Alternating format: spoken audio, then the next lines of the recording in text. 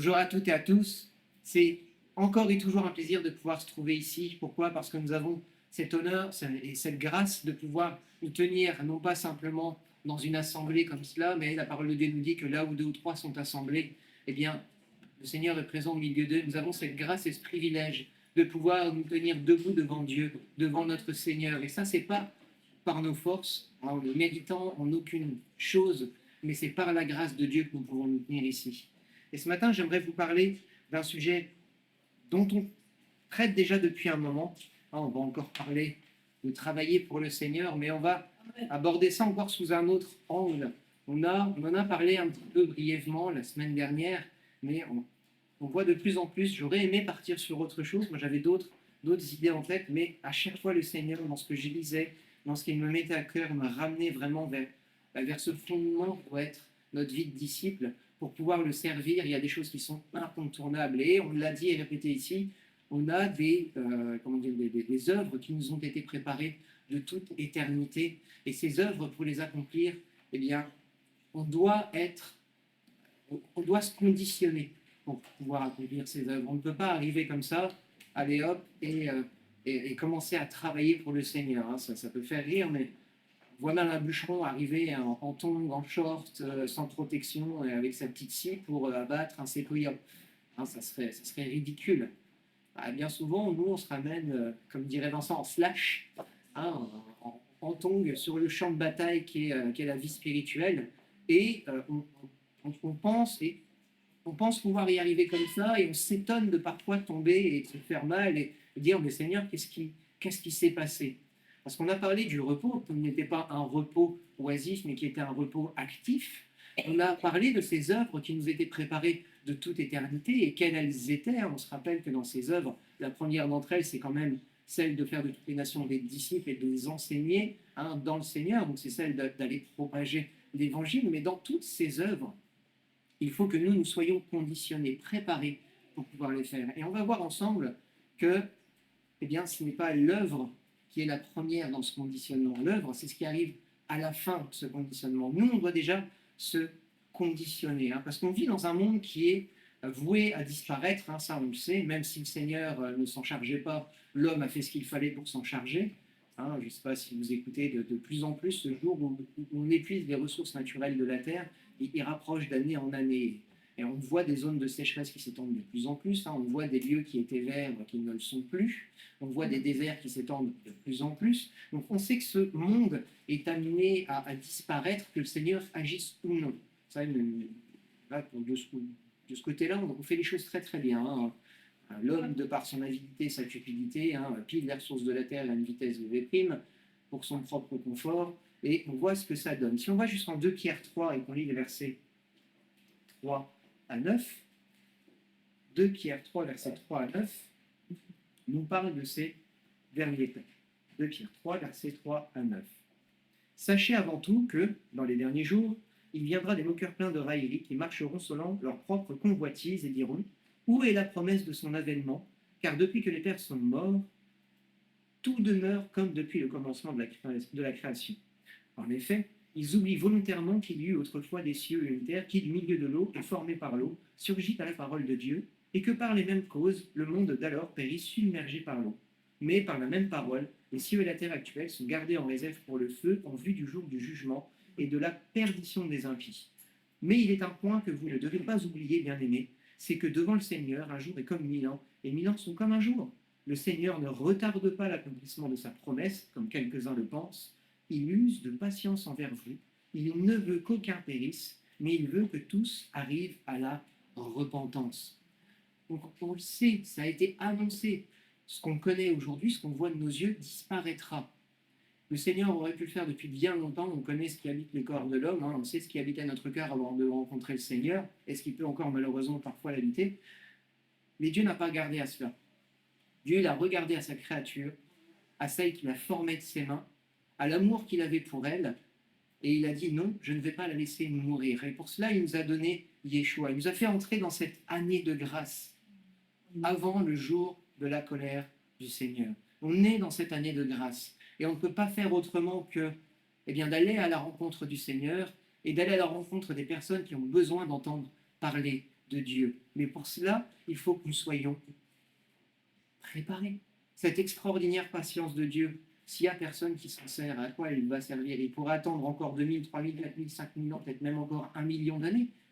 Si personne n'agit, si personne ne proclame cette vérité qu'il va revenir et qu'il a donné le moyen pour pouvoir passer au travers de ce jugement qui est annoncé, à quoi ça va nous servir? 1 Timothée 2, versets 1 à 7. 1 Timothée 2, versets 1 à 7. J'exhorte donc, en tout premier lieu, à faire des requêtes, prières, intercessions, actions de grâce pour tous les hommes, pour les rois et pour tous ceux qui occupent une position supérieure, afin que nous menions une vie paisible et tranquille en toute piété et dignité. Cela est bon et agréable devant Dieu, notre Sauveur, qui veut que tous les hommes soient sauvés et parviennent à la connaissance de la vérité. Car il y a un seul Dieu et un seul médiateur entre Dieu et les hommes, le Christ Jésus, homme, qui s'est donné lui-même en rançon pour tous. C'est le témoignage rendu en temps voulu, pour lequel j'ai été moi-même établi prédicateur et apôtre. Je dis la vérité, je ne mens pas, docteur des païens dans la foi et la vérité. Je veux donc que les hommes prient en tout lieu, en élevant des mains pures, sans colère ni contestation. Un peu plus loin, mais c'est pas grave. Là, c'est Paul qui parle à Timothée, qui lui rappelle ce que Dieu lui a demandé d'accomplir, de faire. Il n'est pas simplement venu pour une petite partie du peuple, non. On sait que de toute éternité, les promesses qui ont été faites à Israël, elles ont été faites aussi pour les nations. Pourquoi? Parce que les nations du monde sont bénies en Israël. Donc ce plan qui était à l'origine pour les Juifs s'est étendu aux nations grâce à qui? Grâce à Yeshua. Et quel est le ministère ici de Paul qu'il le rappelle à Timothée? C'était celui justement d'apporter cette parole à toutes les nations. Et nous, de quoi est-ce que nous avons hérité? Nous avons hérité de ce même appel, de celui de dire aux nations, de dire à ceux qui nous entourent, il n'y a pas besoin d'aller à l'autre bout du monde, notre voisin a besoin d'entendre la parole de Dieu. Mais il nous a été donné ce même mandat, celui d'aller réconcilier, j'allais dire d'aller réconcilier Dieu avec les hommes, mais là maintenant du coup c'est plutôt l'inverse, puisque Dieu s'est déjà réconcilié avec les hommes au travers de Yeshua. Maintenant c'est aux hommes de faire cet acte, de dire ok, je veux bien me réconcilier avec toi, je veux bien venir à ta rencontre, je veux bien te découvrir, afin que tous puissent avoir ce moyen. Yeshua nous a été offert pour que la volonté de Dieu s'accomplisse. Parce que sans Yeshua, on a vu, il n'y a pas d'autre moyen d'être pardonné. Sans Yeshua, il n'y a pas de rédemption des péchés. Même avec tout l'amour du monde, même avec tous les efforts du monde, l'homme seul, par ses propres moyens, est incapable de s'approcher de Dieu. Parce qu'il est marqué d'une chose qui est le péché, qui lui colle à la peau d'une telle manière que Dieu ne peut pas se tenir devant lui, il ne peut pas se tenir devant Dieu. Et Yeshua a été ce moyen pour que l'homme puisse être délivré de ce péché qui mettait une barrière entre lui et son Créateur. Hein, on se rappelle cette parole de l'Écriture qui nous dit que bien, le jour où Yeshua est mort sur cette croix, le voile du temple s'est déchiré. Je ne sais jamais si c'est du haut jusqu'en bas ou du bas jusqu'en haut. Mais le voile du temple, c'était pas un voile de rideau. Hein, c'était pas, voilà, il n'a pas déchiré du haut en bas, du haut vers le bas. Il a choisi le moyen plus facile, comme d'habitude. Voilà, c'est pas un petit voile de rideau, c'était une tenture qui était épaisse. Alors, je ne vais pas vous dire de bêtises parce que je ne me rappelle plus les mesures exactes, mais voilà, il a déchiré ce voile. Ce lourd voile qui empêchait l'homme d'entrer dans le lieu très saint a été déchiré. La présence de Dieu est aujourd'hui accessible. Mais si cette accessibilité, elle n'est pas proclamée, s'il n'y avait eu personne à ce moment-là pour la proclamer, il n'y aurait eu que les témoins directs de ces actes qui auraient été sauvés. Mais ils ont reçu, tous ces témoins, un mandat. C'était celui de propager cette parole. Romains 10, versets 9 à 15. Romains 10, versets 9 à 15. Si tu confesses de ta bouche le Seigneur Jésus, et si tu crois dans ton cœur que Dieu l'a ressuscité d'entre les morts, tu seras sauvé. Car en croyant du cœur, on parvient à la justice, et en confessant de la bouche, on parvient au salut, selon ce que l'Écriture dit. Quiconque croit en lui ne sera pas confus. Il n'y a pas de différence en effet entre le juif et le grec. Ils ont tous le même Seigneur, qui est riche pour tous ceux qui l'invoquent. Car quiconque invoquera le nom du Seigneur sera sauvé. Comment donc invoqueront-ils celui en qui ils n'ont pas cru? Et comment croiront-ils en celui dont ils n'ont pas entendu parler? Et comment entendront-ils parler de lui sans prédicateur? Comment y aura-t-il des prédicateurs s'ils n'ont pas et qu'ils ne sont pas envoyés selon ce qu'il est écrit, qu'ils sont beaux les pieds de ceux qui annoncent de bonnes nouvelles. Et quelque part, c'est logique, il n'y a même pas besoin d'être spirituel pour comprendre ces choses.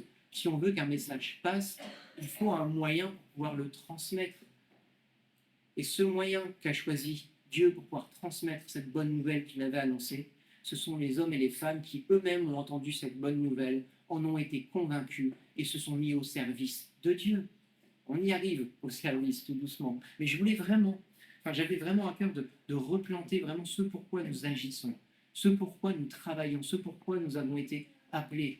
Sinon, une fois convaincus, si nous n'avions pas reçu ce mandat, à quoi ça servirait encore d'être ici? Dieu, il n'est pas illogique. Si la seule chose dont nous avions besoin, c'était d'entendre le message de l'Évangile, de l'accepter, et que ça s'arrêtait là, on serait enlevé tout de suite. Il ne faudrait pas chercher midi à 14h. S'il n'y avait pas d'autre chose qui nous attendait, si nous n'avions pas d'œuvre bonne à accomplir, si nous n'avions pas de raison de rester sur cette terre. Or, le Seigneur nous a donné une bonne raison. Cette grâce que nous avons reçue, d'autres doivent la recevoir. Et ce mandat, cette mission que nous avons reçue, tout ce que nous faisons converge pour ce moyen, celui d'annoncer l'Évangile, celui de permettre aux hommes et aux femmes d'avoir ce choix de le suivre ou non. Encore une fois, je vous rappelle, notre travail, c'est pas de convaincre. Ça, c'est le travail de l'esprit. C'est l'esprit qui convainc de péché, de justice et de jugement. Notre travail, c'est d'amener les hommes et les femmes à entendre cette bonne nouvelle pour que l'esprit travaille leur cœur. Parce que s'ils n'entendent pas, comme le disait Paul, il ne va pas se passer grand-chose. Ah, si vous avez gagné l'euro-million, on vous a offert le ticket gagnant, mais que quelque part on ne vous le dit pas. Si on glisse dans votre boîte aux lettres le ticket gagnant qu'il faut surtout aller chercher maintenant parce que ce soir il va être périmé, personne ne vous le dit. C'est à côté du cadeau. Vérifiez vos boîtes aux lettres en rentrant, on ne sait jamais. Mais si quelqu'un vous dit, dans ta boîte aux lettres, il y a un cadeau merveilleux qui t'attend, qu'est-ce que tu vas faire? Tu vas tout de suite aller le chercher. Mais avec l'Évangile, c'est la même chose. Alors, tous les hommes et les femmes ne l'acceptent pas, ne le comprennent pas. Pourquoi? Parce qu'il y a ce mystère de l'élection quelque part qui nous dépasse. Pourquoi moi et pas un autre? Pourquoi lui et pas un autre? Pourquoi lui qui avait un cœur tellement fermé, qui était tellement loin de Dieu, qui était ennemi de Dieu? Et pourquoi pas lui qui pourtant t'aime, te cherche, mais il n'y a jamais eu de révélation dans sa vie? Ça, c'est pas nous, c'est l'esprit qui convainc. Mais notre mission, c'est d'aller amener cet évangile à ceux qui en ont besoin. Et pour ça, Dieu nous a préparé tout un tas d'œuvres bonnes, tout un tas d'appels. Pour certains, ils auront des ministères qu'ils consacreront justement dans ce travail. Mais on se met au travail n'importe comment. C'est pas parce qu'un jour tu es sauvé que le lendemain tu es un travailleur parfait. Non, il va y avoir une progression, il va y avoir un changement dans ta vie, il va y avoir un bouleversement qui doit s'accomplir. Romains 12, versets 1 et 2. Romains 12, versets 1 et 2. Je vous exhorte donc, frères, par les compassions de Dieu, à offrir vos corps comme un sacrifice vivant, saint, agréable à Dieu, ce qui sera de votre part un culte raisonnable. Ne vous conformez pas au monde présent, mais soyez transformés par le renouvellement de l'intelligence, afin que vous discerniez quelle est la volonté de Dieu, ce qui est bon, agréable et parfait.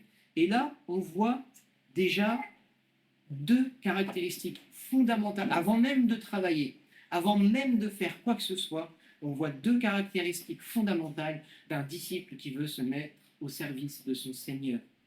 Il est consacré et mis à part. Mis à part et consacré. Je préfère cet ordre-là. Il est mis à part pourquoi? Il est mis à part pour le Seigneur. Il se met à part. Ne vous conformez pas au monde présent, mais soyez transformés par le renouvellement de l'intelligence. L'intelligence de qui? L'intelligence qu'on trouve à la bibliothèque, qu'on trouve sur France 5 dans tous les documentaires que vous pouvez regarder. Non, ça c'est l'intelligence du monde. Il y a une bonne intelligence, il y a des choses agréables à regarder, il y a des choses qui sont même édifiantes quelque part, qui parlent de nature, qui parlent de tout ça. Je préfère que mes enfants soient fourrés devant un documentaire que devant un film complètement idiot, soit. Mais ce n'est pas cette intelligence-là que Dieu veut nous parler, mais c'est de son intelligence. Il veut que nous puissions nous mettre à part pour recevoir de lui ce qui lui est bon, agréable et parfait. Qu'est-ce que nous avons reçu en premier lieu? On a déjà reçu en premier lieu la parole de Dieu. La parole de Dieu qui, dans tout les Écritures hébraïques nous parlent de son caractère, de qui il est. Et dans les écrits apostoliques, nous montrent eh bien, qu'au travers de ce caractère, ce qu'il a accompli pour nous, la révélation de la promesse qu'il avait dit qu'il accomplirait et qu'il a accompli en Yeshua. Mais le caractère de Dieu, il est là. Si on veut déjà commencer à connaître Dieu, on plonge ses regards dans la parole. Ça, c'était qu'un gentil rappel. Mais on doit d'abord être mis à part. Ça ne veut pas dire aller passer, je ne sais pas, des mois, des années en ermitage, reclus dans un couvent, ou perché dans les arbres, ou se naufrager volontaire. Non, ce n'est pas ça, la mise à part pour le Seigneur. Pourquoi? Parce que si on fait ça, eh bien, on ne pourra pas accomplir ce que Dieu nous a demandé. On ne pourra pas propager cette bonne nouvelle. Parce que si vous jouez au Robinson Crusoe, il y a peut-être vendredi et ces quelques copains sur la plage que vous pourrez évangéliser, mais à part ça, votre impact sera très, très, très, très limité. Vous ne vivrez pas les choses que Dieu veut que vous viviez. Non, cette mise à part dont il nous est parlé, c'est une mise à part des raisonnements du monde, c'est une mise à part des actions du monde, c'est une mise à part des plaisirs que le monde veut nous donner pour essayer de combler ou de nous faire oublier qu'on devrait rechercher ce comblement, c'est pas français, on devrait rechercher d'être comblé. Ouais, combler ce manque, mais comblement, bref. C'est pas grave, le français, c'est important, les enfants, étudient bien. Vous n'êtes pas d'avoir des trucs comme moi. Bref, la seule chose qui devrait nous combler, c'est d'être trouvé en Dieu. Mais le monde nous donne tout un tas de plaisirs, sans même aller jusqu'aux extrêmes de drogue, de tout ça. Il y a des gens qui recherchent l'adrénaline à tout prix. Il y a des gens qui sont assez fous, qui, pour avoir de l'adrénaline, se sont engagés sous le manteau pour aller faire la guerre.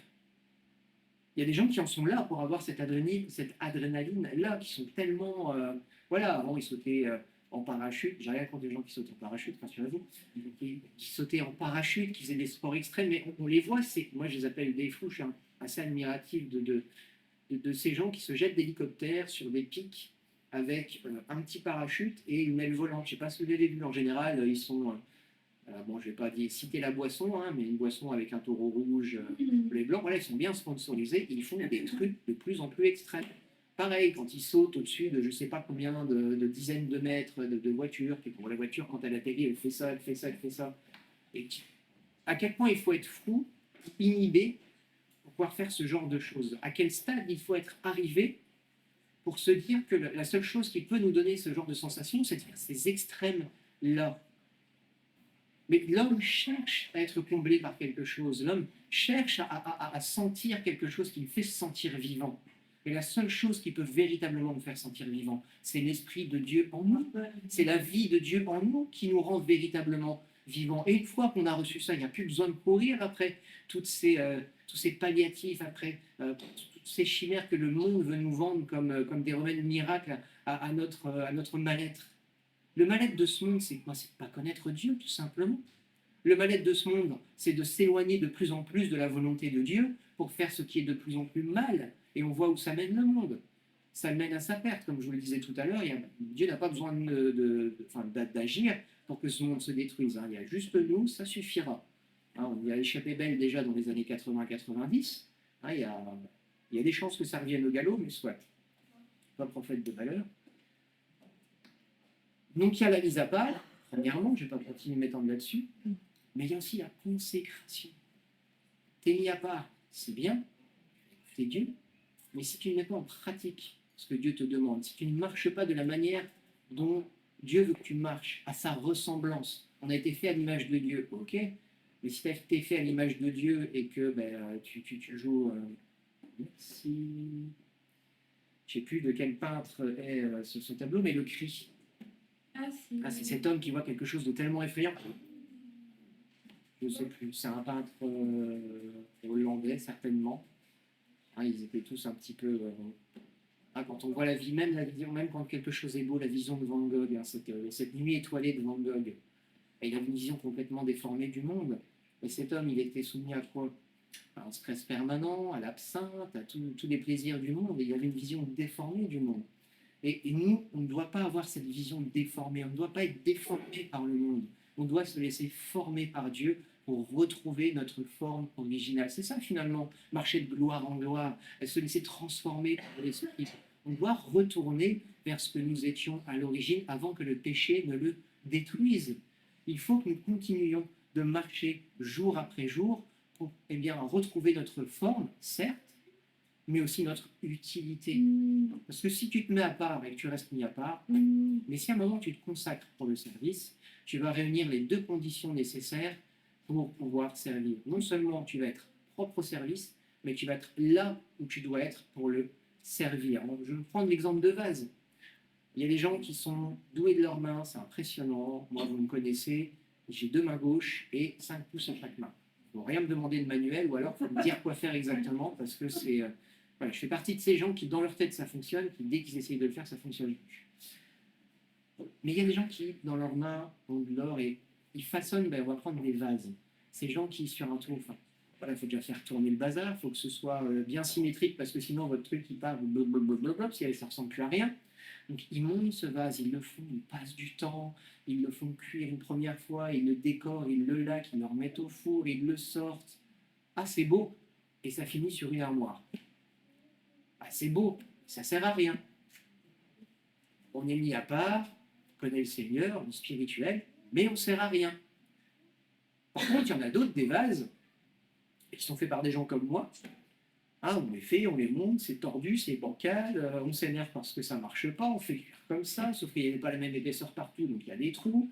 On ne peut pas s'en servir. Ils sont bons à acheter. Pourquoi? Parce que vous allez mettre quoi que ce soit dedans, surtout si c'est précieux. Toute l'huile que vous allez mettre dedans, par exemple, il n'y aura plus rien. Alors, au bout d'un moment, vous allez avoir un filet d'huile comme ça au fond parce que c'était poreux. Ça n'a pas été cuit comme il fallait, ça n'a pas été laqué, ça n'a pas été soigné. Et voilà, ça, c'est les gens qui ne se mettent pas à part du tout et qui pensent pouvoir venir lever les mains le dimanche matin et que Dieu va leur donner tout comme ça, sans contrainte. Non, à un moment, il faut être consacré, mis à part. Il faut se mettre à part pour recevoir la volonté du Seigneur et se consacrer à mettre cette volonté en pratique. Et là, on est ces beaux vases bien décorés, bien façonnés par les mains de notre potier, qui ont pris le temps de se laisser façonner et qui sont beaux, bien travaillés, avec des belles anses, avec des belles couleurs, et dans lesquels on met des choses précieuses. Hein, que ce soit le grain qu'on veut garder, que ce soit l'huile qu'on veut conserver. Le Seigneur met son onction dans des vases qu'il a façonnés et qui se sont préparés à le recevoir. Amen. Amen. Donc déjà, on doit être consacré et mis à part, plutôt mis à part et consacré. Se mettre à part pour recevoir la révélation des choses qui plaisent à Dieu et se consacrer à les mettre en pratique afin d'être ces vases toujours utiles. Pour ça, je vais vous donner 2 exemples de l'importance de la consécration. Prendre 2 Chroniques 28.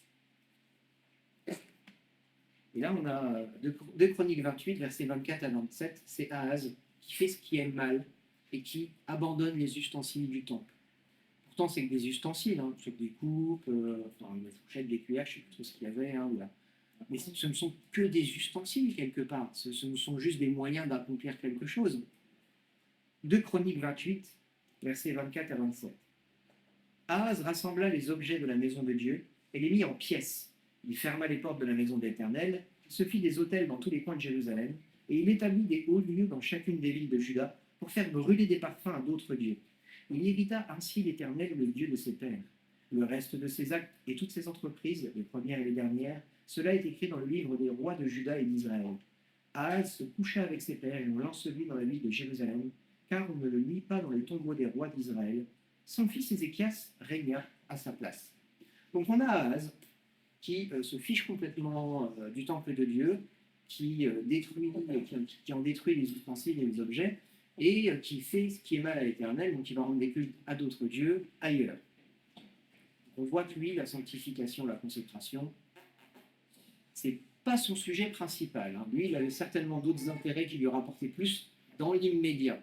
Et on voit qu'il n'a pas été considéré comme un bon roi, déjà, par ses actes, parce qu'il n'est même pas mis au tombeau des rois à Jérusalem. Donc même là, les gens pouvaient voir à quel point cet homme était mauvais. Soit, je fais une parenthèse, on va un peu plus loin en 2 Chroniques 29, et on va commencer par lire les versets 3 à 11. 2 Chroniques 29, versets 3 à 11. Donc là, c'est Ézéchias, le fils d'Ahaz, qui lui, au contraire, a à cœur de faire ce qui est bon pour l'Éternel. C'est lui qui, la première année de son règne, au premier mois, ouvrit les portes de la maison de l'Éternel et les répara. Il fit venir les sacrificateurs et les Lévites. Il les assembla sur la place orientale et leur dit, écoutez-moi, Lévites, maintenant sanctifiez-vous, sanctifiez la maison de l'Éternel, le Dieu de vos pères, et mettez ce qui est impur hors du lieu saint.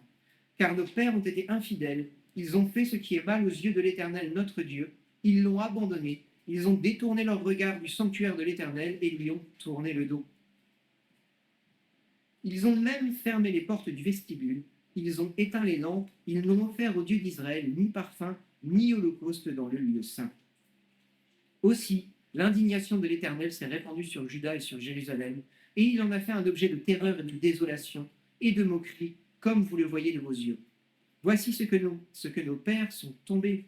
Voici que nos pères sont tombés par l'épée, et que nos fils, nos filles et nos femmes sont en captivité à cause de cela.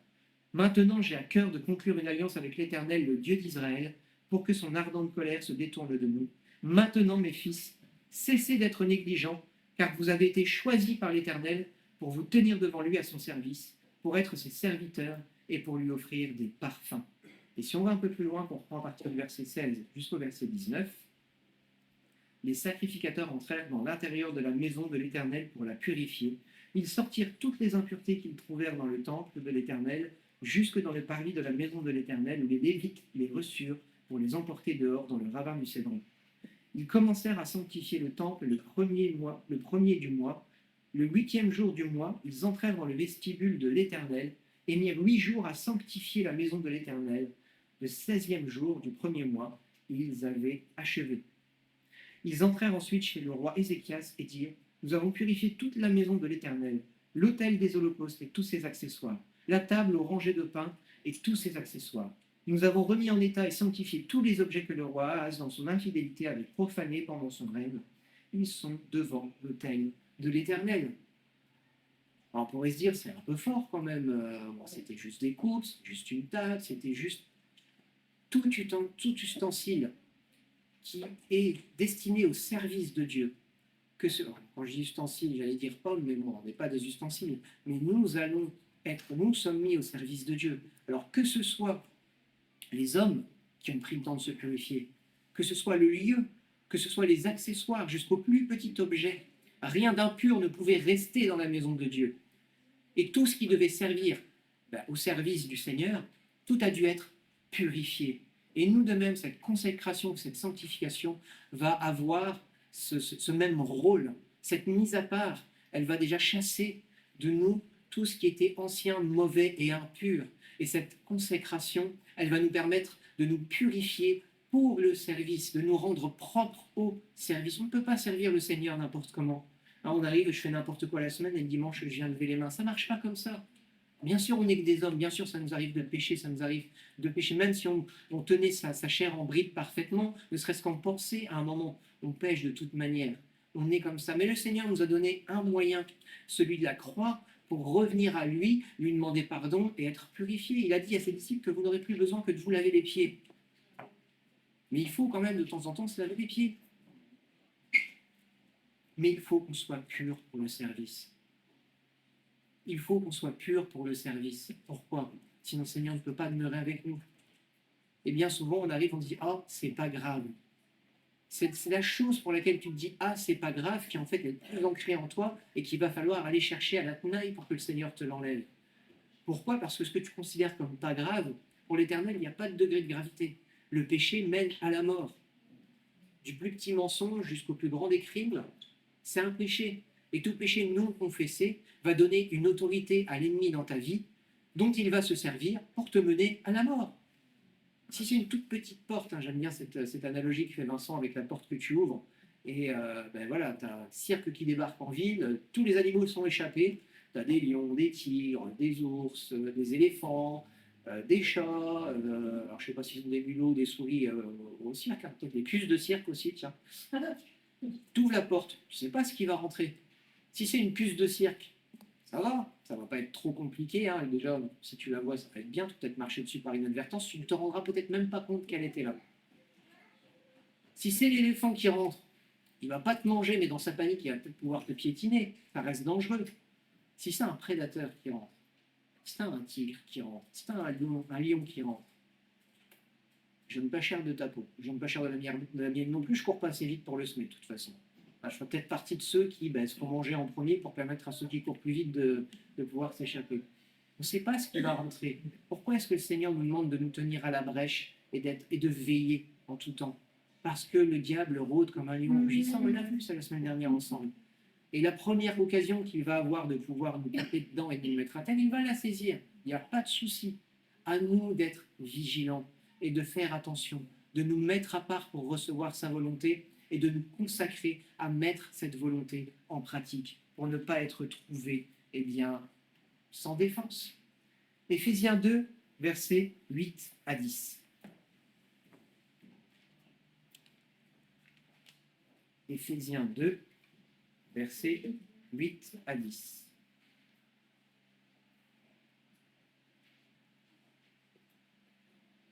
C'est par la grâce, en effet, que vous êtes sauvés, par le moyen de la foi, et cela ne vient pas de vous, c'est le don de Dieu. Ce n'est point par les œuvres, afin que personne ne se glorifie, car nous sommes son ouvrage, nous avons été créés en Christ Jésus pour des œuvres bonnes que Dieu a préparées d'avance afin que nous les pratiquions. On arrive seulement aux œuvres. Vous voyez quelle base solide il faut avant de pouvoir se mettre en marche pour le Seigneur. Alors je ne vous dis pas d'attendre d'être sanctifié parfaitement, ça n'arrivera jamais. Mais si on n'a pas le minimum du minimum, si on n'a pas compris qu'il est important de se mettre à part, et si on n'a pas compris qu'il était important de mettre en pratique la parole du Seigneur, et plus que comprendre, le faire, le Seigneur ne pourra rien nous confier. La plus petite des entreprises qu'il nous confiera, la plus petite des responsabilités qu'il nous donnera, à cause de notre manque de sérieux, à cause de notre manque d'intégrité, à cause de notre manque de fidélité, la moindre petite entreprise qu'il nous confiera sera vouée à l'échec. Pourquoi? À cause de lui? Non, à cause de nous qui n'aurons pas pris la peine de nous mettre à part, de nous sanctifier, de nous consacrer. Voilà pourquoi je voulais commencer par ce pan de notre vie qui est extrêmement important par ces deux caractéristiques du disciple qui grandit en maturité, qui devient mature, qui est mature. Un disciple mature est quelqu'un qui sait se mettre à part et qui sait se consacrer, qui est à genoux dans le secret de sa chambre, qui médite la parole de Dieu et qui se lève pour la mettre en pratique. Rien que ça, c'est déjà beaucoup, j'allais dire, mais ça n'est que la base d'un disciple qui veut le servir. On ne parle pas de dons, on ne parle pas de ministère. Souvent, on parle des dons, des ministères. Moi, je veux faire ça pour le Seigneur. Mais est-ce que tu as déjà fait le reste avant? Est-ce que le reste est déjà en place? Est-ce que les fondations de la maison sont déjà bâties et solides? Parce que si tu veux bâtir un château sur du sable, les chantiers... Non, un château de sable, ça s'écroule, on comprend. Mais un château bâti sur du sable, ça s'écroule et ça ne devrait pas. Fou sur le sable a bâti sa maison, le fou sur le sable. Je ne vais pas vous la refaire, ça fait longtemps que je n'ai pas oublié moitié des paroles que je me se trouvais ridicule. Mais bon, soit. On connaît tous cette chanson de l'école du dimanche. On a déjà tous lu cette parabole du fou et du sage. Le fou sur le sable, il bâtit sa maison, mais quand la tempête elle arrive, qu'est-ce qui se passe? Les fondations de la maison qui sont en sable, elles sont creusées par le vent et la pluie. Qui a déjà vu ces images des falaises je ne sais plus où elles sont, avec ces villes tout à côté, voilà, les falaises qui sont érodées par la mer, continuellement. Quand on regarde des photos d'il y a 50, 60 ans, la route qui est aujourd'hui au bord de la falaise était loin de la falaise. La tempête, elle est arrivée et tous les ans, l'eau fait son travail de sape, des fondations de ces falaises qui tombent. Et les fous qui ont construit sur le bord de ces falaises en se disant, bon, c'est loin, on verra plus tard, c'est les enfants qui mangent les raisins verts. C'est aussi cette parole de Dieu qui nous dit. Ce manque d'intelligence, ce manque de vue, de vision, a fait qu'aujourd'hui, il y a des gens qui perdent tout. Il y a des gens qui perdent leur maison parce que cette maison est au bord d'une falaise et qu'on leur interdit d'entrer dans cette maison. Pourquoi? Parce que cette maison, demain, elle peut s'écrouler. Les habitants pourraient être trouvés pris au piège dans cette maison et s'écrouler avec. On a des gens un tant soit peu intelligents qui disent non, vous ne pouvez pas rester dans vos maisons. Et ces gens-là ont tout perdu. Parce qu'ils ne se sont pas posé les bonnes questions. Ils ne se sont pas assis pour regarder et pour dire est-ce que c'est intelligent de rester ici? Est-ce que le Seigneur me dit que ça c'est bon dans ma vie? Nous aussi, dans notre vie, à un moment, on doit s'asseoir, regarder les circonstances, regarder où nous en sommes et demander au Seigneur, mais voilà, est-ce que ces circonstances de ma vie, est-ce que ces projets que j'ai, est-ce que ces projets que j'ai entamés, est-ce que ces projets te conviennent, Seigneur? Ou est-ce que ce ne sont que des projets fondés sur du sable? Est-ce que mon service est fondé sur du sable? Ou au contraire, nous sommes ces gens sages qui avons étudié la parole de Dieu, médité, mise en pratique, et qui, eh bien, sur ce solide fondement de mise à part et de consécration, avons commencé de bâtir petit à petit avec les choses que nous a confiées le Seigneur. Et quand la tempête est venue, bah, leur eu beau souffler, peut-être qu'il y avait des choses qui n'étaient pas très stables en surface. On est en construction, c'est normal. Parfois, on se ramasse, on ne sait pas d'où ça vient, mais c'est normal. Mais si le fondement est bon, si Christ est là en tant que fondement, si notre foi elle est fondée sur ce rocher solide, la tempête elle peut arriver, elle peut souffler, peut-être qu'on aura des tuiles à remettre, pour ça on a quelqu'un qui travaille sur les toits qui pourra nous dire ce qu'il faut faire et qui pourra même le faire, hein, mais c'est pas la maison entière qu'il faudra rebâtir. Pourquoi? Parce que les fondations elles auront tenu, et ce que le Seigneur aura commencé de bâtir et qui sera solide, restera en place.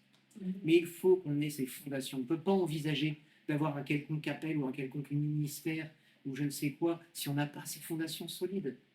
C'est utopiste.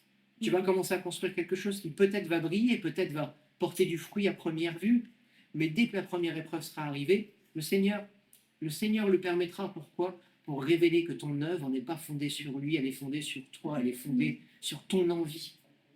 Ton envie de briller, ton envie d'avoir ce ministère, ton envie d'apporter la parole, ton envie de faire des prodiges et des miracles. On va forcer la parole de Dieu. La parole de Dieu, c'est la parole de Dieu. Si on fait ce qu'elle nous demande, elle va accomplir des prodiges et des miracles. Elle va accomplir ce qu'elle dit qu'elle accomplira. Mais est-ce que c'est le Seigneur qui t'aura dit de mettre en pratique ces pans de la parole-là? Est-ce que c'est le Seigneur qui t'aura appelé à faire ces choses-là? Il y a une différence entre être appelé à faire des choses et avoir une puissance dans cet appel et faire des choses juste pour les faire parce qu'elles nous plaisent. C'est bien de se mettre au service du Seigneur. Mais un chrétien mature, à un moment, dans cette maturité, il discerne ce à quoi le Seigneur l'appelle. Dans ta jeunesse spirituelle, jette des flèches, pratique, fais jusqu'à trouver la place que le Seigneur t'a donnée. Je ne suis pas en train de te dire de, voilà, reste assis sur ta chaise tant que tu n'as pas reçu un SMS du Seigneur qui te dit c'est là que je t'attends. Non, tu n'en recevras jamais. À un moment, il faut se mettre en marche. Se mettre en marche, c'est essayer. Un enfant, il essaye plein de choses. Hein, dans notre marche, même d'adulte, pour en arriver là où nous en sommes, nous avons parfois essayé plusieurs choses. Hein, moi, dans mes études, c'était un petit peu chaotique. Ouais, j'ai commencé comme tous les enfants, à vouloir être pompier, astronaute, sauf qu'il fallait être bon en maths, donc j'ai très vite arrêté. Ensuite, voilà, l'électricité, ça m'intéressait. J'ai fait électrotechnique parce que les courants forts, ça m'intéressait. Moi, je voulais travailler à EDF sur l'entretien des lignes à haute tension. Je me voyais déjà dans les hélicoptères, poser les lignes, changer les cathéters et tout. Moi, c'est ça qui me plaisait. Pendant mes études, j'ai découvert la programmation de robots industriels. Alors, au début, c'était juste des graph-sets, hein, pour ceux qui savent, ceux qui connaissent. On met des cases, on leur donne des actions, qui font des actions. Moi, j'étais là. Je mettais des trucs et le robot, il faisait. J'étais, oh. Donc d'électricité, je suis passé à programmation industrielle. Ah, rien à voir. Programmation industrielle, j'ai découvert pendant un module de ces 2 années la programmation web, donc les sites internet, les bases de données et tout ça. J'ai changé, ça restait de la programmation, mais ça n'avait plus rien à voir non plus. Et j'ai ma mère qui s'arrachait les cheveux parce qu'elle ne me voyait pas avoir une voie tracée. Enfin, je me mets aujourd'hui à la place de parents en me disant, mais si mon enfant avait fait ça, est-ce que je l'aurais moi laissé faire? J'ai eu la chance d'avoir une mère qui m'a toujours dit fais ce que tu veux, mais fais-le bien. Et si j'en suis là aujourd'hui, c'est au travers de ce parcours parfois un peu chaotique. Mais les voies du Seigneur, c'est un peu la même chose quelque part. On lit, on pensait avoir une vision claire des choses, puis à un moment on se rend compte, Dieu nous donne une révélation sur un pan particulier de cette parole que nous lisons, mais mince, je n'avais pas vu ça comme ça. Et pouf, on redresse un peu la direction. Et c'est que ça toute notre vie. Et à force de redresser, on est transformé pour lui ressembler de plus en plus. Donc ne restez pas assis sur vos chaises, au contraire. Ce que vous comprenez de la parole, mettez-le en pratique. S'il y a un besoin quelque part, dites-vous, peut-être que je peux combler ce besoin. Si ça marche, alléluia. Le Seigneur vous aura installé sur une voie qui va vous mener petit à petit à ce qu'il veut que vous deveniez. Ça ne marche pas, tant pis. Vous avez été utile pendant un temps au cœur de Christ ici jusqu'à ce que celui qui était appelé à remplir cette charge, se lève Et vous allez passer à autre chose et vous allez découvrir d'autres choses, je le répète, jusqu'à ce moment où le Seigneur vous aura amené là où lui le désirait. Parce que vous aurez gagné en maturité, parce que vous aurez découvert d'autres choses que vous n'auriez pas découvertes si vous vous étiez contenté du strict minimum. À un moment, il faut savoir élargir les cordages de ses tentes. Et ce n'est pas simplement une parole qui nous dit d'aller chercher à l'extérieur, c'est aussi dans nos têtes. Il faut élargir les cordages de nos tentes. Parce qu'on met Dieu dans une case, on se met dans des cases. Moi, je suis capable de ça, donc je n'irai pas au-delà. On appartient à un Dieu qui peut nous donner des choses qui sont inimaginables. On appartient au Dieu de l'impossible, qui peut nous donner au-delà de ce que nous pouvons penser et imaginer. Parfois, on demande des choses qui nous paraissent folles et le Seigneur répond en nous en donnant des encore plus folles. Est-ce qu'on ne pourrait pas un jour simplement dire « Ok, je pense ceci, mais Seigneur, viens exploser les barrières que je me suis mises ». C'est dangereux de dire ça. Parce que si vous le demandez au Seigneur, il va venir le faire. Et vous allez vous retrouver dans une situation où vous allez être complètement déboussolé. Et si vous avez appris à compter sur le Seigneur pour vous donner la bonne direction, vous serez déboussolé, vous serez peut-être paniqué, mais vous ne serez pas perdu. Pourquoi? Parce que l'objectif sera toujours le même, ce sera toujours le Seigneur. Amen. Amen. Et dans tout ça, je voulais en venir. 1 Corinthiens 12, versets 27 à 31. Il va y avoir une progression dans tout ça. 1 Corinthiens 12, versets 27 à 31. Vous êtes le corps de Christ et vous êtes ses membres, chacun pour sa part. Et Dieu a établi dans l'Église premièrement des apôtres, deuxièmement des prophètes, troisièmement des docteurs. Ensuite, il y a le don des miracles, puis les dons de guérir, de secourir, de gouverner, de parler de parler diverses sortes de langues. Tous sont-ils apôtres? Tous sont-ils prophètes? Tous sont-ils docteurs? Tous font-ils des miracles? Tous sont-ils des dons de guérison? Tous parlent-ils en langue? Tous interprètent-ils? Aspirez aux dons les meilleurs. Et la voie par excellence qu'il va nous montrer qui est encore meilleure, c'est celle de l'amour de 1 Corinthiens 13. Mais on voit qu'il y a diversité de lieux où le Seigneur nous attend, il y a diversité d'activités pour mettre son cœur au service de Dieu. Mais elles ne sont pas toutes glorieuses. Parce qu'ici, on a bon, avant, il y avait les dons ministères, hein, ceux-là, on ne les a pas eu, on les connaît, hein, apôtre, prophète, docteur, pasteur, évangéliste. Il y a tous ces dons de service, mais il y a tout un tas d'autres dons, le don d'accueil, le don de secours, le don de la libéralité aussi. Hein, moi, je veux dire que j'ai du mal à ouvrir mon portefeuille, c'est pas ça. Mais il y a des gens qui, ils ouvrent, ils accueillent, ils n'ont aucun souci avec ça. Quand je fais mes comptes à la fin du mois, je me dis, je vais peut-être avoir du mal, donc je vais faire attention. Il y a des gens qui s'en foutent total. Ils vous accueillent, je vais dire matin et midi, soir, à n'importe quelle heure du jour ou de la nuit. Vous avez besoin de quelque chose, ils vont se plier en quatre pour que vous puissiez l'obtenir. Voilà, si ça vous est nécessaire, encore une fois. Hein. On voit qu'il y a aussi ce don de libéralité. Tous les dons et les talents ne se passent pas ici, derrière la chair ou visibles dans l'Église. À un moment, il faut qu'on abandonne cette fausse idée que Dieu va nous donner un service exceptionnel et un ministère. Qu'est-ce qui va se passer si au bout de ta vie avec le Seigneur, quand tu sens que la fin elle approche et que jamais le Seigneur t'a donné le ministère auquel tu aspirais, tu vas faire quoi? Oh Seigneur, tu es un Dieu mauvais, tu m'as jamais donné ce que je voulais, et à la fin de ta vie, tu vas renier et remettre en cause tout ce que le Seigneur avait commencé de construire avec toi. Alors que peut-être, dans ton obéissance et dans ton amour pour lui, tu auras fait toute ta vie ce que lui désirait. C'était peut-être simplement de dire bonjour aux gens qui entrent. C'était peut-être simplement de te préparer le meilleur café du monde pour que à la fin du culte, on se régale tous. Je sais pas.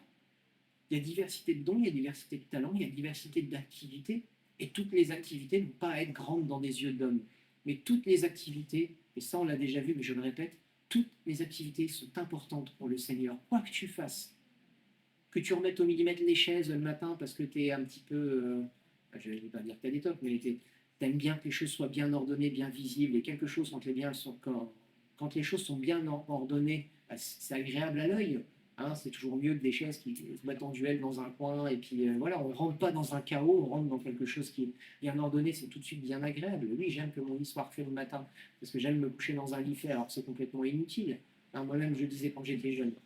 Mais on aime que les choses soient ordonnées. Si la seule chose que tu feras de ta vie pour le Seigneur, c'est d'arriver peut-être un quart d'heure avant tout le monde, et de dire, tiens, je vais remettre les chaises pour que ce soit agréable et joli à regarder, tu auras rempli ton office.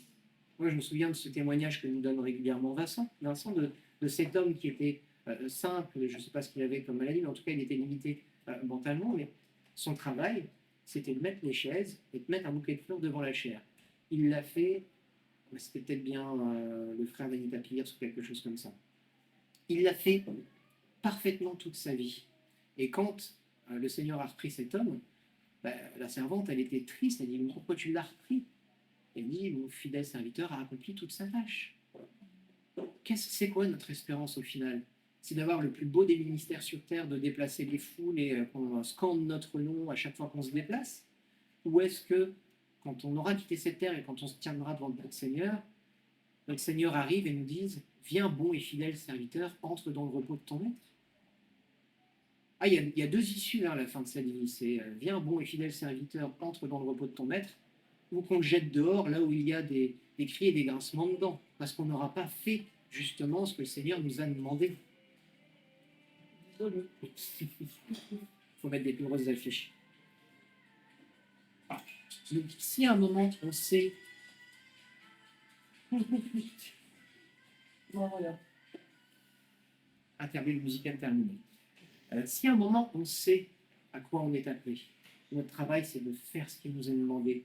Pourquoi? Parce que l'objectif, peu importe ce qui nous est demandé, peu importe si on a un grand ministère, peu importe si les gens scandent notre nom, peu importe si les gens nous renient, peu importe si notre volonté c'est de faire la volonté du Père et d'être trouvé juste quand le Seigneur quand on viendra à la rencontre du Seigneur plutôt, eh bien on aura cette maturité suffisante pour que le Seigneur nous confie enfin ce qu'il nous a préparé de toute éternité.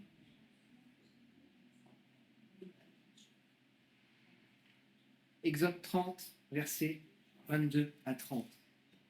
C'est le Seigneur qui appelle de toute manière.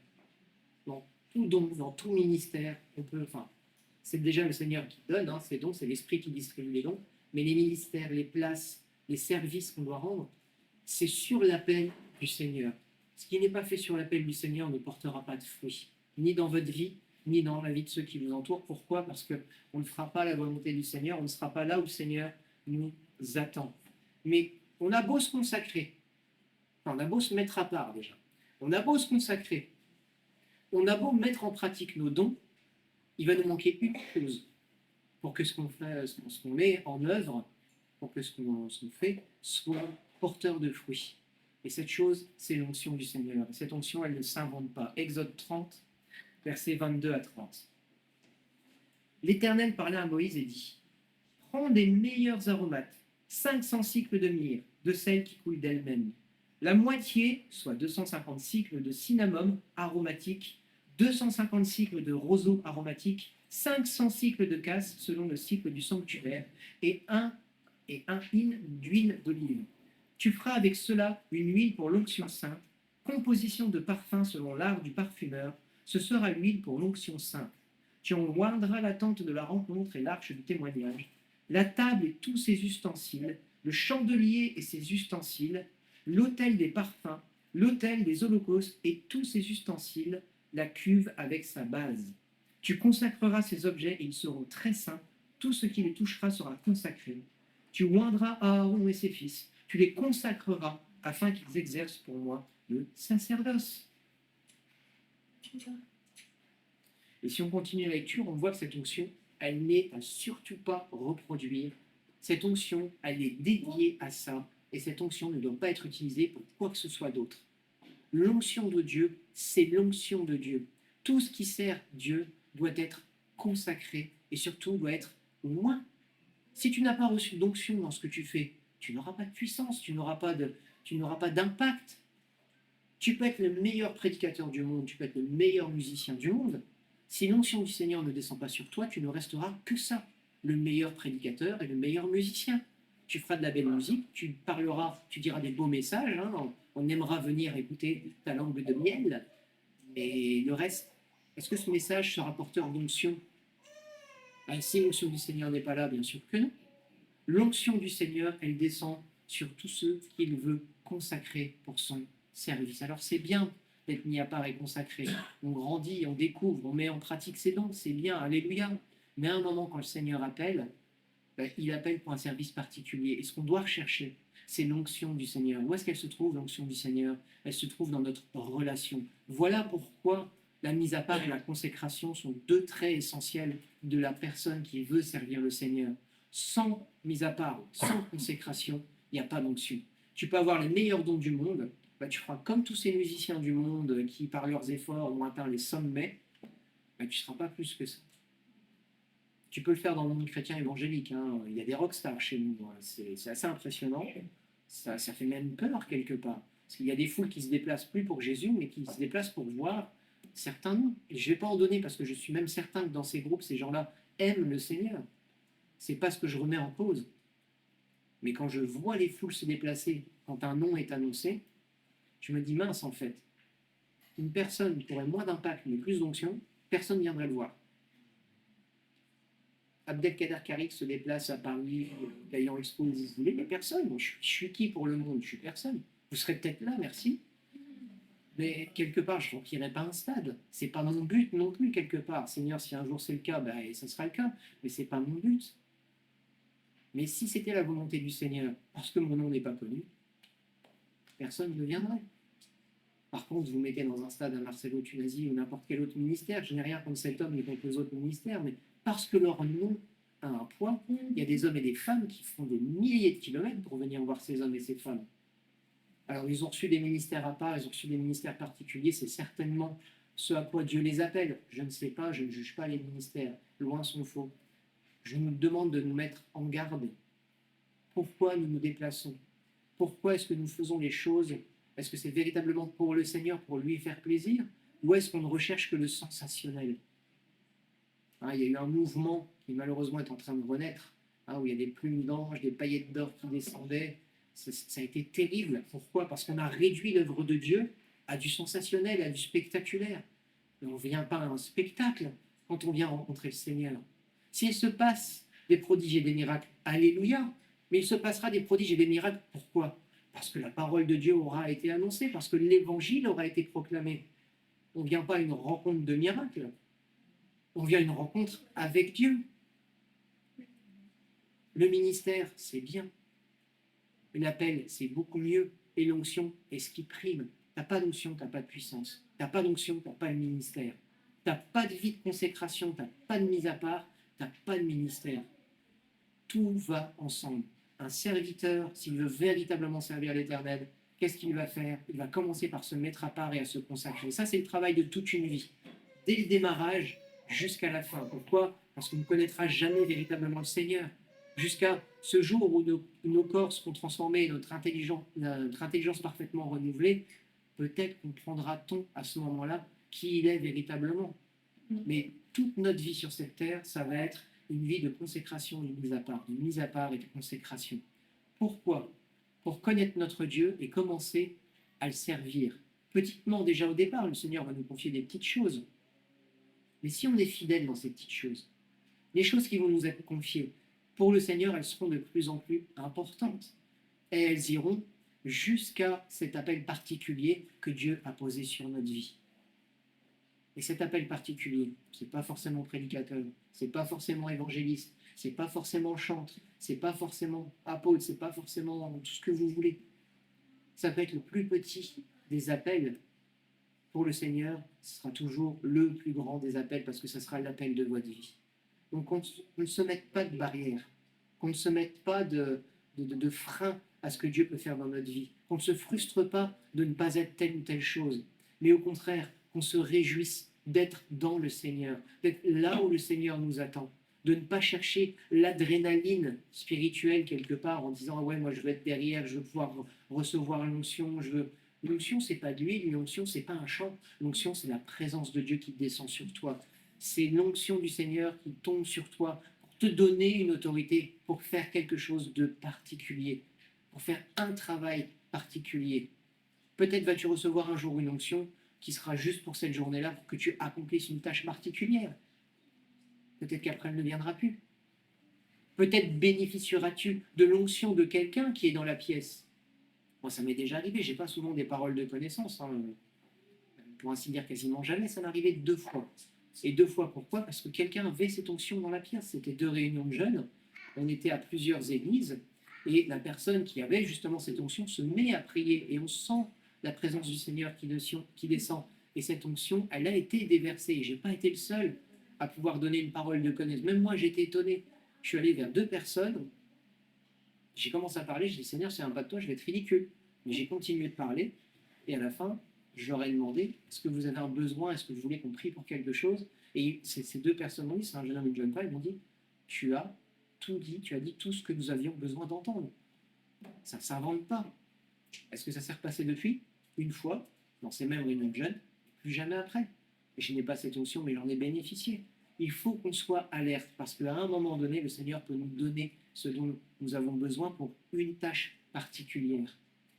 Mais ce n'est pas pour ça qu'il faut se frustrer et se dire, mais Seigneur, tu m'as jamais rien donné de ce que je voulais. Au contraire, qu'on puisse chercher la volonté de Dieu, discerner ce qui lui est bon, agréable et parfait, pour que justement nous puissions mettre en œuvre ces choses qu'il désire, qu'on puisse réjouir le cœur de notre Père et pas simplement chercher du sensationnel, chercher une place qu'on n'aura peut-être même jamais. Qu'on puisse trouver notre bonheur en Yeshua et tout le reste nous sera donné après par-dessus. Cherchez d'abord le royaume, alléluia. Mais c'est quoi le royaume? C'est le bonheur, la paix, la justice, non seulement pour soi-même, mais aussi pour le monde. Qu'on cherche ces choses. Et ensuite, dans ce royaume, Dieu va nous donner une place pour que nous puissions être un ouvrier dans ce royaume. Personne n'est inutile dans le royaume de Dieu. Tout le monde est un ouvrier fidèle que le Seigneur veut voir arriver jusqu'au bout de la course. Amen. Amen. Donc voilà, ces quatre facettes, elles sont vraiment intimement liées, indissociables. Il y a une base qui doit être là si on veut pouvoir mettre en pratique ces dons de manière efficace. Mais il y a une chose qui doit venir lier toute cette vie, c'est l'onction du Seigneur. Parce que sans onction, il n'y a pas de puissance, et sans puissance, eh bien, il ne se passera rien, tout simplement. Ce sera peut-être des belles paroles qui, émotivement, vont toucher les cœurs. Ça restera de l'émotion. Et on arrive à des conversions émotionnelles. Si ce n'est pas l'onction du Seigneur, ce n'est pas l'Esprit du Seigneur qui agit, ça reste de l'émotion. Une bonne émotion comme une mauvaise émotion. Donc vraiment qu'on puisse se consacrer, se mettre à part particulièrement et chercher avec ardeur eh bien, la volonté de Dieu dans notre vie. Amen. Amen. Chers internautes, je vous remercie de nous avoir suivis. J'espère que ce message aura pu vous motiver, vous booster à passer encore plus de temps dans la présence du Seigneur pour qu'il vous donne enfin ce que vous attendiez là où il désire que vous le serviez. On se retrouve ce mercredi, il me semble, avec Vincent, qui nous enseignera, et dimanche prochain également avec Vincent. Passez un bon dimanche, soyez bénis.